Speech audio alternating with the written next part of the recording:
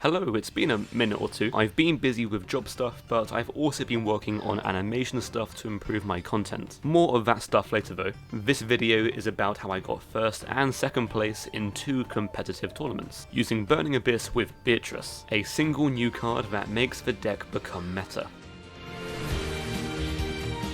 The version of Burning Abyss that I got first place in the Meta Weekly with, and second place in the Duel Links Entertainment Tournament with, is what I find to be the strongest version of the deck so far. The build of Burning Abyss that I use does not use a single trap card. As you can see, instead of playing lots of spells and traps, I play a lot of Burning Abyss monsters. But why? Well, as you can probably guess, when you play a lot of BA monsters, your hands will normally consist of at least 3 Burning Abyss monsters. To summon Beatrice, you generally need 3 Burning Abyss monsters. 2 to make Dante, and a third to discard from hand to make Beatrice. Meaning that by building my deck like this, I'm able to summon Beatrice a lot more often than other versions of Burning Abyss. And to be honest, I think that ending on just Beatrice for a turn 1 play is a lot better than Dante and a single back row, especially when a lot of decks in the meta are playing anti-back row cards. On the opponent's turn, Beatrice can send Farther and Alec for disruption,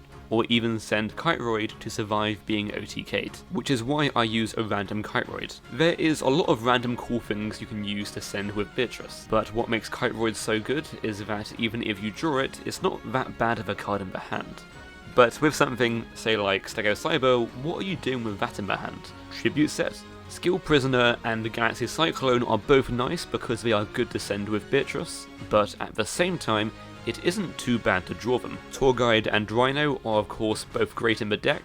You can play Crane as well, but if you do, I would recommend playing less Rhino, because otherwise you will draw hands of too many normal summons. Skarm, Seer and Farther are the best main deck BAs, so we use 3 of those each. Alec is really underrated, the card is very good with Beatrice. You can establish 2 Beatrice and have one send Farther to banish their monster, and the other send Alec to negate another monster. Rubik is mostly just a name, but Virgil is nice. Barbar is also just a name, but the burn effects of Barbar wins a lot of games. The back row removal that you play comes down to preference. Lance, MST, Cosmic and Galaxy are all nice in their own ways. That being said though, I did lose the finals of the DLE event because I did not have Galaxy in my deck.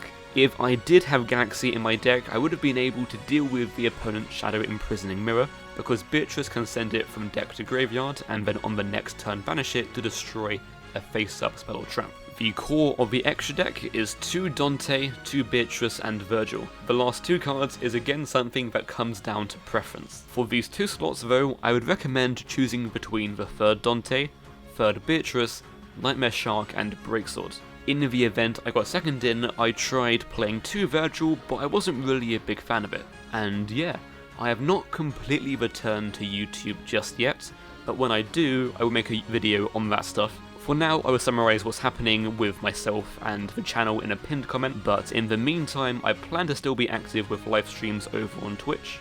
Enjoy the commentated gameplay.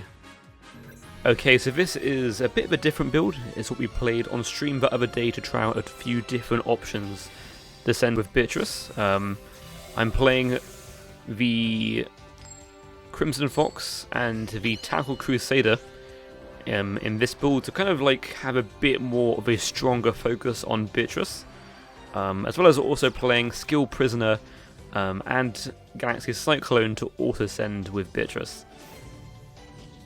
So since Crusader and Fox are not that great to draw in the hand, I'm playing a 30 card build to hopefully draw them a bit less, since those cards in the hand not very good. We want to be able to keep them in the deck with Beatrice to give our Beatrice toolbox a lot more utility. So we're playing against DDD here. They are summoning the Pencil Sharpener.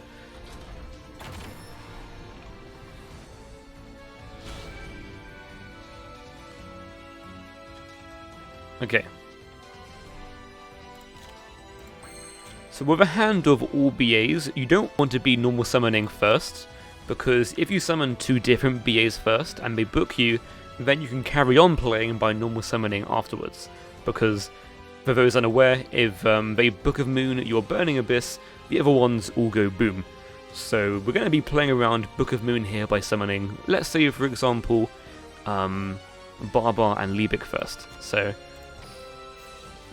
we can see from the delay anyway that they don't have Book of Moon, because otherwise their hourglass would be flickering. So based on these delays, it's likely instead a Floodgate Trap Hole or Treacherous, so we probably still play into it in the same way that we would into Book of Moon, where we summon a different BA from the hand first. There is a delay here, so that kind of does narrow it down to being Treacherous, I think. Let's go ahead and make ourselves a Dante.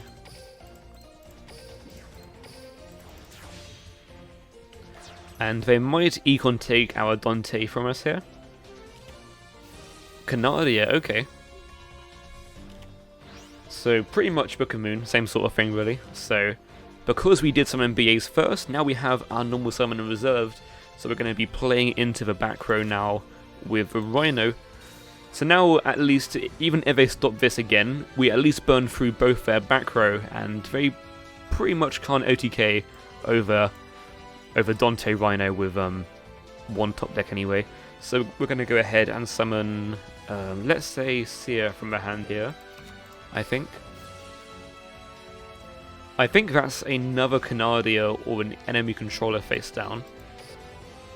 Okay, we're going to go ahead and make a Dante, number 2.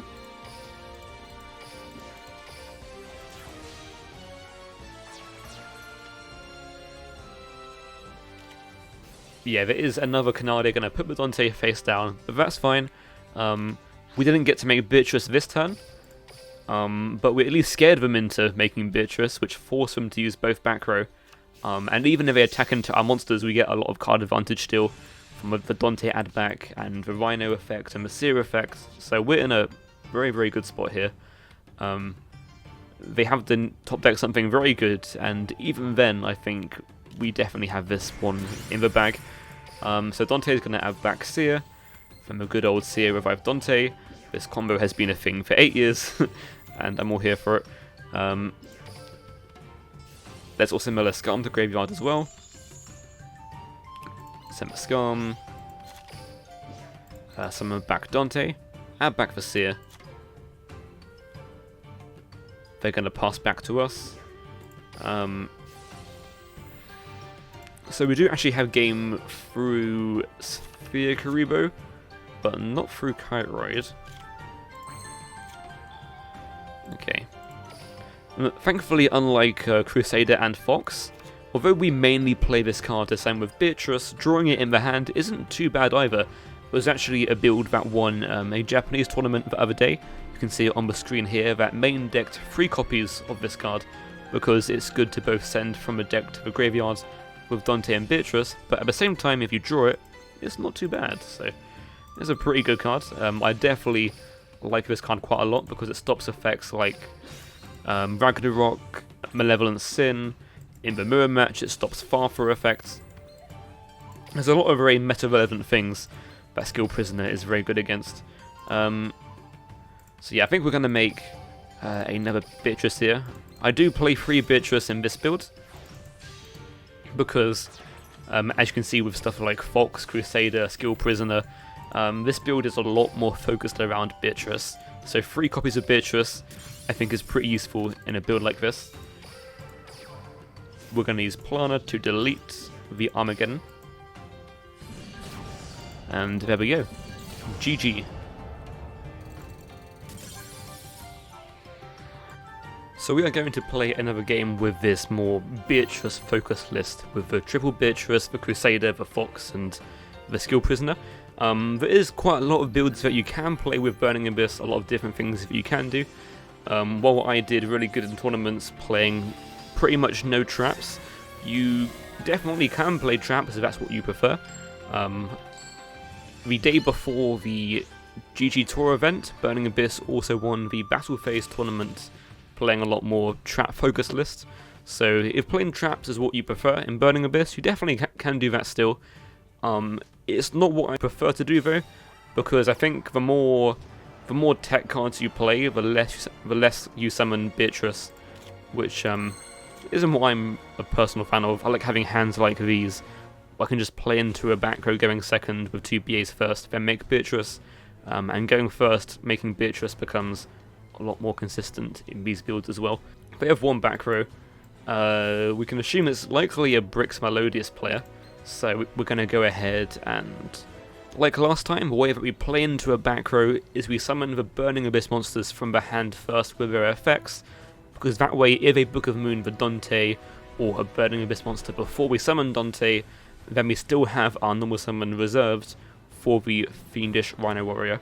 So we could even go for Virgil here, but I think going for Dante is likely the better play, but we probably summon Rubik from hand regardless. That seems correct. So we see a delay here, meaning that it is quite likely a Book of Moon face down, or something of the sorts. Okay, so I think then what we do is we go into Alec. So yeah, based on this delay, we can tell it's not a Floodgate Trap Hole, because there would only be the delays on the summon if it was Floodgate Trap Hole. So it is likely a Book of Moon, a Chalice, or a Lance, that sort of thing. And if it is Book of Moon, it very well might be used here, because most people do not play around Crane. To play around Crane, you typically would hold the Book of Moon for the summon of the Xyz monster. Instead of doing a very early Karma Cut to get rid of a Rubik, which is fine. That's probably not the right way to use Karma Cut against Burning Abyss, but in fairness, even if they did do Karma Cuts on the Dante, it still would have been lethal, because I could still make Dante and Break Sword and attack the game, because we know they don't play hand traps, because the skill does not let them play hand traps, apart from the Melodious score. So what we're going to do here then is we're just going to go ahead and go summon Rhino. We're going to overlay for Dante, and yeah, like we know they don't play hand traps, but on the off chance that they're playing a different skill, which does not restrict them to not only playing Melodious monsters, we're going to go for Beatrice, just in case. So Dante, detach Rhino, mill 3. Yes, we're going to go Rhino effect. We don't need to send Seer, because we already milled it here. No Barbar. Seer effect is going to revive the Barbar. And then Rhino might as well mill a Scarm, so that if it somehow is not lethal, we're going to get a Tour Guide Search in the end phase. Then we're going to go ahead and summon Farther. So one thing that I do in Burning Abyss is that if I already have gotten access to most of my effects in my graveyard, I choose to not mill 3 with Dante, because that way, by not milling with Dante, you have 3 materials underneath a Beatrice, as opposed to the regular 2. But yeah, thank you all for watching. I have not fully returned to YouTube just yet, but I will put a pinned comment down below to kind of summarise what's happening with myself and the channel going forwards. But yeah, I will be back to making videos more consistently at some point, but for the time being, videos will be happening maybe once every 2 weeks or so is my expectation. There might also be a video after the KCGT, which will be less than a week away. Thank you for watching, have a perfectly balanced rest of your day, and see you all in the next video.